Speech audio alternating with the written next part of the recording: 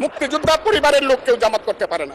কোন মুক্তিযোদ্ধা কিংবা শহীদ মুক্তিযোদ্ধা পরিবারের কেউ জামাত ইসলামী করতে পারে না। তাহলে উনাকে জিজ্ঞেস করে করা লাগবে? এটি আমার নাগরিক অধিকার। আমি কোন দল করব, কোন আদর্শ আমি অনুসরণ করব, এর উপর হস্তক্ষেপ করার ন্যূনতম কোনো অধিকার রাষ্ট্র কিংবা সংবিধান কাউকে দেয়নি।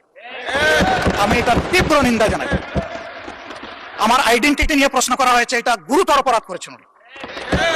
আমার আদর্শ সিলেকশনের ব্যাপারে উনি কথা বলেছেন, এটা বাড়তি অপরাধ করেছেন।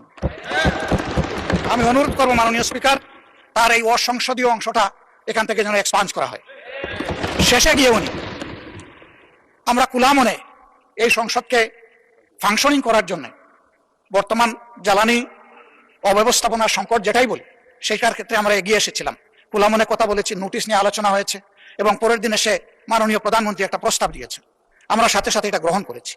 তিনি এইটাকে শেষ পর্যন্ত কনক্লুশন টানলেন কি দিয়ে? হ্যাঁ, যার মগজ যেরকম তার কনক্লুশন হবে।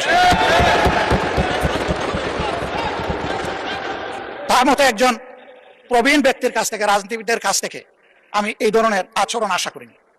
আমরা এখানে প্রথম দিনই বলেছি ভালো কিছু শিখতে এসেছি। কাউকে হিট করা, গালি দেওয়া, এর মাধ্যমে বড় কিছু অর্জন করা যাবে না। কিছু গোলাবাজি হতে পারে বড় জোর, কিন্তু তার চেয়ে বেশি কিছু হবে না। আর সাধারণত যুক্তি যখন ফুরিয়ে যায়, মাথা তখন গরম হয়ে যায়।